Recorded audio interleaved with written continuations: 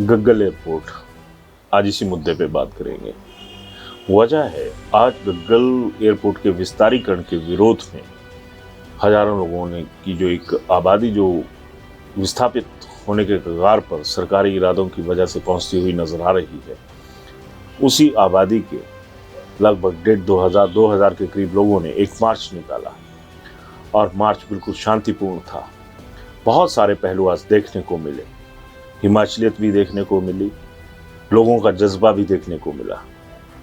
लेकिन अगर कहीं कुछ ना देखने को मिला तो वो था उस लोकतंत्र के जो प्रहरी हैं उनका रवैया, जो ये साबित कर रहा था कि बड़े आदमियों के सपने अगर बड़े होते हैं तो उन लोगों के सामने जो छोटे लोग इन्हें बड़ा बनाते हैं। छोटे लोग शब्द मैं इसलिए इस्तेमाल कर रहा हूँ क्योंकि हम लोग इनका एक स्टेटस होता है उसके आसपास कहीं फटकते भी नहीं। अभिवादन स्वीकार करें, मैं उदय पठानिया। आज गग्गल में एयरपोर्ट के विस्तारीकरण के विरोध में एक रैली निकली। मटौर से लेकर गग्गल के एंड तक जो एक आगे वाली पंचायत है रशियालू, वहाँ तक के लोगों ने इसमें हिस्सा लिया। बड़ी बात थी कि इसमें जो चल फिरने में भी मजबूर थे वो भी इस प्रदर्शन में हिस्सा लेने के लिए आगे आए। खैर, बात है उस विस्थापन की, संभावित विस्थापन जो डराया जा रहा है कि आप लोग विस्थापित होंगे, उससे जुड़ी हुई। विस्थापन दो तरह का होता है। एक विस्थापन वो होता है जो हम जैसे, आप जैसे आम आदमी के लिए होता है, और एक विस्थापन सियासत में भी होता है, यानी सत्ता से बाहर जाना। आज जो हुआ वो बहुत ही एक राजनीतिक व्यवस्थाओं के तहत और सामाजिक व्यवस्थाओं के तहत जो चीज़ें होती हैं उनको एक तरह से अलग अलग दर्शाने वाला था।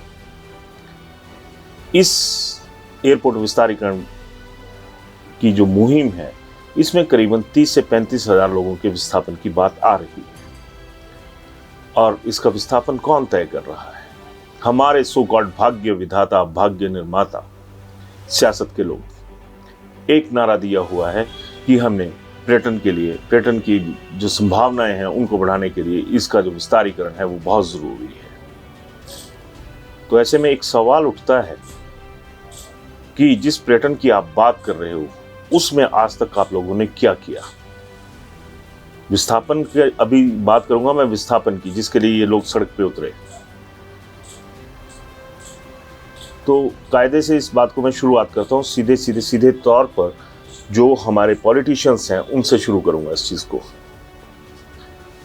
धर्मशाला, कभी इसे दूसरी राजधानी का दर्जा दिया जाता है, कभी इसे स्मार्ट सिटी का दर्जा दिया जाता है।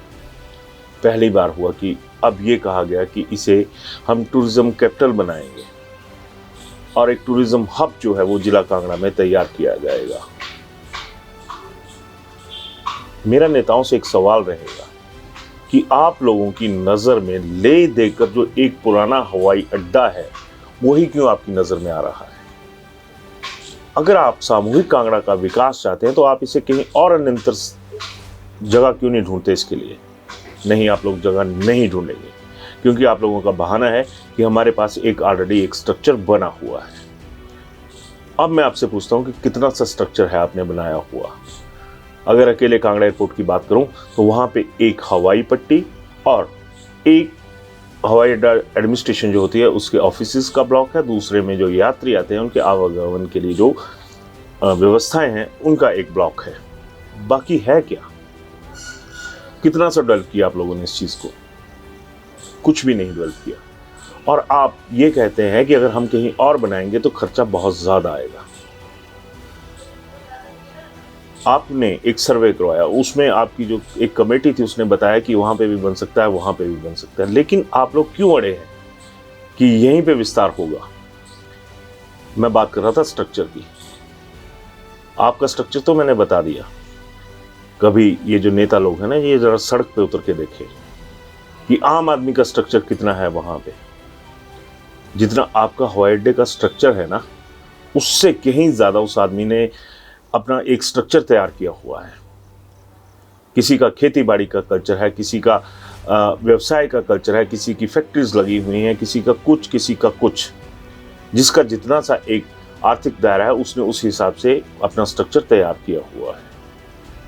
आप लोगों को अपनी एक हवाई पट्टी और 2 भवन बहुत बड़े नजर आ रहे हैं। जनता आप लोगों ने छोटी करके रख दी। अतिथि देवो भव। अब मैं इस पहलू पे भी आऊंगा। आज एक अजीब सा माहौल बना। आज धर्मशाला से आईपीएल के दौरान के लिए जो टीम आई थी, जिसमें विभिन्न देशों के खिलाड़ी शामिल थे, उन सबकी वापसी थी। और सरकार के व्यवस्था के जो पहरेदार हैं, उनके होश इसलिए फाख्ता थे कि कहीं इन लोगों की जो मूवमेंट है, जो इन्होंने धर्मशाला से गग्गल एयरपोर्ट तक आना है, उसकी मूवमेंट में कोई फर्क ना पड़े। वायरलेस सेट से लेकर इनके मोबाइल फोन तक लगातार घनघना रहे थे कि लोग कहीं सामने तो नहीं आ गए, कहीं हमारी आम भाषा में बात कहूं तो कहीं हमारी झंड तो नहीं उतर जाएगी। बहुत बड़ी बात है एक आम आदमी की, जो आपका वाशिंदा है, और अगर आप सियासत के लोगों की भाषा में बात करूं, जो आपका वोटर है, जो आपको सत्ता में बिठाता है, सत्ता से बाहर निकालता है, उसकी आपको कहीं कोई परवाह नजर नहीं आई मेरे को। और इन लोगों का रवैया बताऊं, जब ये लोग निकले तो बिल्कुल सड़क का एक किनारा पकड़ा।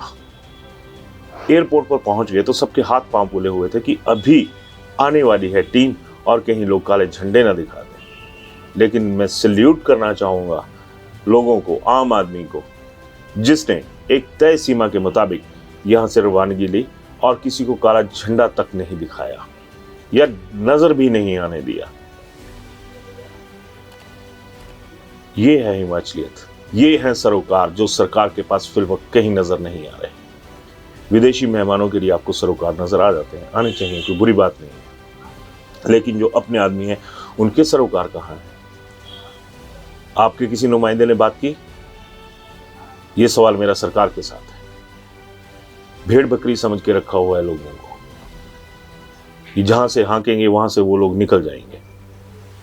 यहां पे मैं सरकार को एक और बात बताना चाहूंगा कि जब ये लोग वापस लौट रहे थे वहां से, क्योंकि टीम आने से पहले इन लोगों ने वो जगह छोड़ दी थी कि कहीं काले झंडे देखकर जो हमारे मेहमान आए हैं उनके दिमाग में कोई ऐसी छवि ना बन जाए। एक क्रमबद्ध तरीके से निकलते चले गए। रास्ते में जब ये वैन्स आई, इनकी जो आलीशान गाड़ियां थी जो प्लेयर्स के लिए हमेशा साथ में चलती हैं, तो तब भी ये लोग एक साइड पे रहे। इन लोगों ने कोई विरोध नहीं किया, इन्होंने किसी को काले झंडे नहीं दिखाए। और आज एक काली सूरत सिस्टम की जरूर नजर आ गई, पर शायद वो आम आदमी को ही नजर आई है कि जिससे हम ये चाहते हैं, जिस सिस्टम से हम ये चाहते हैं कि उसकी बदौलत हमारे चेहरों पे रंगत आए, वो क्यों काली फिर रही है। हालात बहुत से ऐसे हैं जो कि सरकार को कहीं नजर नहीं आएंगे। मानवीय जो एक पहलू है, जो सामाजिक सरोकार है, वो सरकारों को नजर नहीं आते। जिस टूरिज्म सेक्टर को प्रमोट करने की बात कर रहे हैं, कौन सी इंडस्ट्री है? मेरा सीधा सा सवाल है। कुदरत ने देने में कुछ नहीं रखा था, और जो सो कॉल्ड बहुत एक प्रभावी व्यक्ति होते हैं और एक प्रभावी तबके से बिलोंग करते हैं, उन लोगों ने इस जगह को एक तरह से कब्जाने में कोई कमी नहीं छोड़ी। टूरिज्म प्रमोशन की बात करते हैं ना आप, तो बताइए कि किस तरह से आप लोगों को रोजगार देंगे? एयरपोर्ट पे टैक्सी लगवाकर? इसके अलावा कुछ और क्या करेंगे आप? कितने से होटल मैनेजमेंट के इंस्टीट्यूट्स खोले, कितने से ट्रैकिंग इंस्टीट्यूट्स खोले, कितने से आप लोगों ने ऐसे यहाँ पर एक, आप लोगों ने तो क्या बनाना था, आप लोगों से तो वो धार्मिक पर्यटन जो कांगड़ा में एक बहुत अच्छा स्थान रखता है, वो नहीं डेवलप हुआ आज तक आप लोगों से। आप डेवलप कर रहे हैं होटल इंडस्ट्री।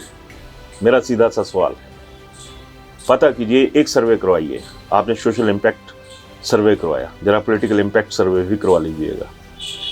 पॉलिटिकल इम्पैक्ट सर्वे में साफ नजर आएगा कि इसके जो बेनिफिशियरी होंगे, जिसका इसको लाभ मिलेगा, वो सब ऐसे लोग होंगे जिनकी करोड़ों की जो एक प्रॉपर्टी है, चाहे वो होटल की शेप में है, चाहे वो किसी और शेप में है, वो जो धर्मशाला में बन चुकी हैं, इसके आसपास के इलाकों में बन चुकी है। फिर किस बात की आप टूरिज्म प्रमोशन की बात कर रहे हैं? आम आदमी के पास इन पहाड़ों में वही ज़मीनें हैं जो उनको अपने पुश्तैनी इसमें मिली हैं, बकाया किसी के पास कुछ नहीं।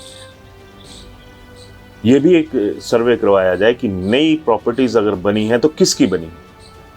अगर यहाँ पर बाहर से आकर किसी ने इन्वेस्ट किया है तो वो लोग कौन है और उनका जो रुतबा है वो क्या है। आप लोग तो आम आदमी से उसकी खेतीबाड़ी वाली ज़मीन भी छीनने पर बैठ गए। मुझे तो शर्म आती है, आप लोगों का पता नहीं। क्या कहा था सोशल इम्पैक्ट सर्वे में कि यहाँ पे एक ट्रेडिशनल खेती होती है? जी नहीं, यहाँ पे ट्रेडिशनल खेती नहीं होती है। यहाँ पे जो नकदी फसलें हैं वो भी होती हैं। अगर एक आम आदमी उन खेतों में मेहनत करके नकदी फसलें उगा रहा है, उसको मुहैया करवा रहा है, तो आप उससे भी छीन लोगे, वो ज़मीन भी छीन लोगे। बताने की ज़रूरत नहीं है, बच्चा जानता है कि जहाँ पर इस इंडस्ट्री को, टूरिज्म इंडस्ट्री को प्रमोट करने की दुहाइयाँ दी जा रही हैं, उस इंडस्ट्री में सबसे ज़्यादा हिस्सेदारी किसकी है। एक इम्पैक्ट सर्वे ये भी करवा लीजिएगा कि आम आदमी की जो हिस्सेदारी है वो यहाँ पर कितनी, ना के बराबर मिलेगी। सदियों से यहाँ पर बसे लोगों को उजाड़ने की बात आप कर रहे हैं, उनके विस्थापन की बात करते हैं। मेरा नेताओं से एक सवाल रहेगा, आप ये बताइए, आप तो 5 साल के लिए विस्थापित होते हैं। इशारा मेरा आप समझ गए होंगे, अगर नहीं समझे तो मैं समझा देता हूँ। हर 5 साल के बाद चुनाव, कोई हारता है, कोई जीतता है। जो हार गया उसका विस्थापन हो गया, सियासत से विस्थापन हो गया, और उसको जो अगले 5 साल होते हैं ना, वो काटना कितने मुश्किल होते हैं। आप लोग तो सदन में बाइकआउट करने से बाज नहीं आते हैं। जहाँ पे हम लोगों के इश्यूज डिस्कस होते हैं वहाँ पे तो हमारी कोई आवाज़ आप लोग उठाते नहीं, चर्चा करते नहीं, सीधे आगे बाहर। हम लोग कहाँ जाएंगे, आम आदमी कहाँ जाएगा, वो कहाँ से बाइकआउट करेगा? है कोई जगह उसके लिए बाइकआउट करने के लिए? नहीं है। अगर आप आम आदमी को यहाँ से, जो सदियों से यहाँ पे बसे हुए हैं, उनको उजाड़ेंगे, उनके पास तो 5 साल के बाद कोई मौका नहीं आएगा ना कि वो अपनी आके, जो अपनी पुरानी पशुशाला है, अपना आंगन है, घर आंगन है, उसमें आके बैठ सकेंगे, क्योंकि वो तो आप लोग खा जाओगे। शब्दों पे गौर कीजिएगा, बुरे लगेंगे, चुभेंगे। खाना इसलिए कहा कि जब ये एक बार में ये जमीन लोगों के हाथ से निकल जाएगी। आम आदमी की जो अगली पीढ़ियां हैं या जो मौजूदा पीढ़ियां चल रही हैं, वो कितनी सी स्टैब्लिश है, इसका भी एक सर्वे करवा लीजिएगा कि आम आदमी के बच्चे कितने से इस्टेब्लिश हो चुके हैं या कितना सा वो कमा रहे हैं, आम आदमी की आय में कितनी बढ़ोतरी हुई है, उस चीज़ का भी सर्वे करवा लीजिएगा। आपके सर्वे तो आपके द्वारा, जो आप लोगों ने हर चुनाव के दौरान हल्फनामे दिए होते हैं, उसमें बताया जाता है कि पिछली बार मैं जब चुनाव लड़ा था तो मेरी इतनी इनकम थी, इस बार लड़ रहा हूं तो इतनी इनकम है। सवाल चुभने वाले हैं, लेकिन जो भला आप लोग चुभा रहे हैं ना आम आदमी के उसके ऊपर, वो गलत है। आप तथ्यपरक बात करिए। अगर आपने कांगड़ा एयरपोर्ट का विस्तार करना है, इसे कहीं अन्यंतर करिए। कितनी जमीन खाली पड़ी हुई है, यहीं पे जिद क्यों? जिद की वजह क्या है? आम आदमी का बेनिफिट गिनवाइए, आइए बात करिए आमने सामने आके। आप आम आदमी से बात कीजिए। आप बात तो करके राजी नहीं है किसी के साथ। आज जिस रैली में ये लोग चले थे उसमें मैं भी था। एक भाई साहब साथ में चले हुए थे, उन्होंने एक बहुत अच्छी बात कही कि ये नेता लोग अक्सर कहते हैं कि ये हमारा सपना है।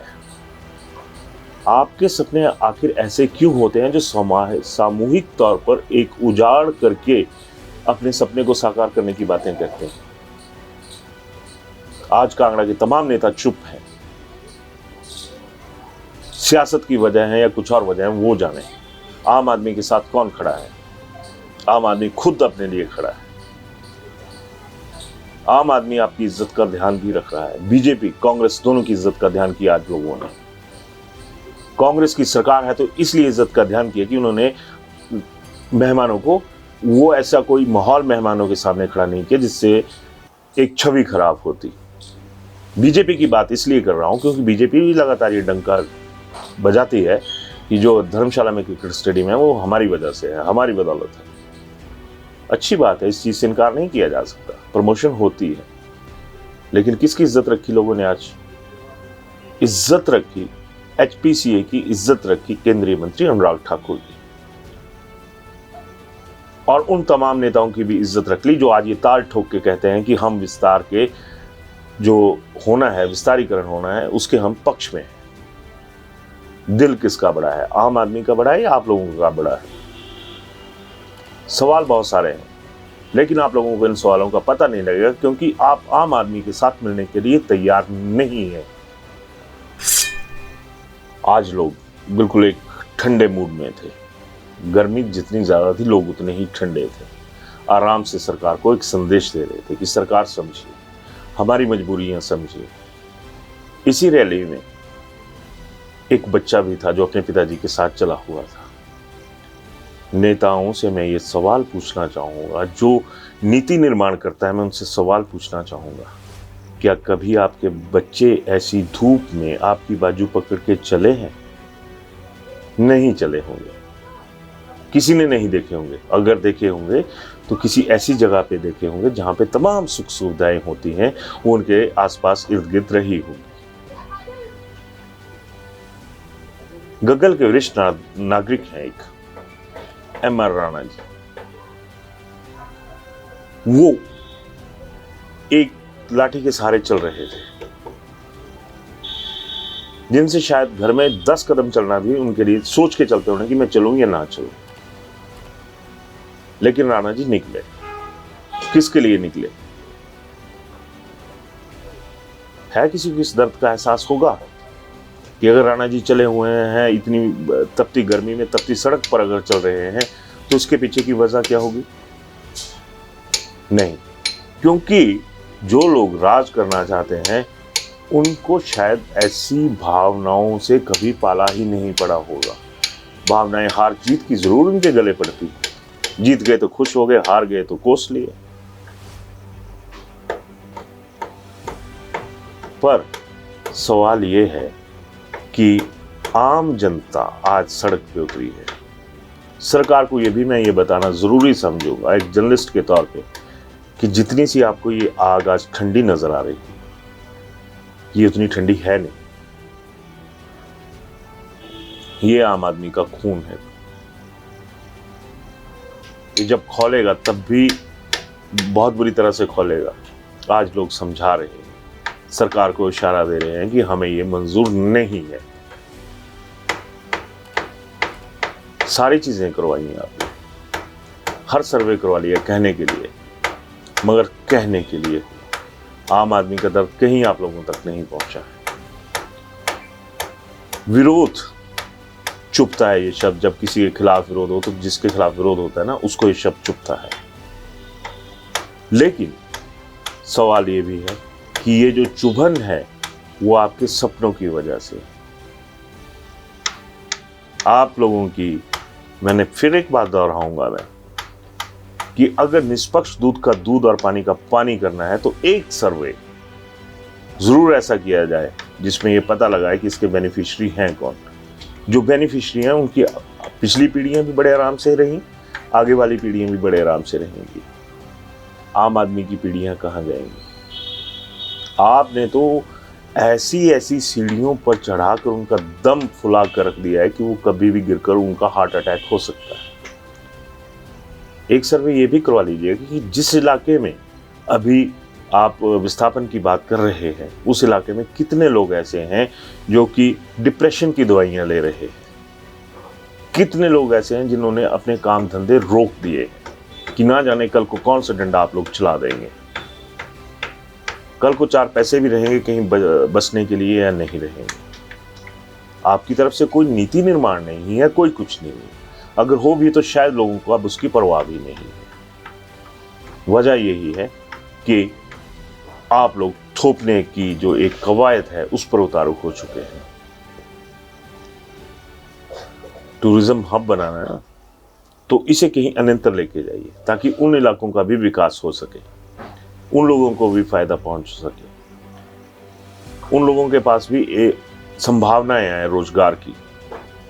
लेकिन नहीं, रोजगार की बात की जाएगी, पर्यटन की बात की जाएगी तो पर्यटन तो ले देकर आपको सिर्फ और सिर्फ धर्मशाला में नजर आ रहा है, क्योंकि धर्मशाला और इसके आसपास जिन लोगों का विस्तार हुआ है, जिन लोगों के सपने साकार हुए हैं, उनमें से एक भी आम नहीं है, वो तमाम के तमाम खास लोग हैं।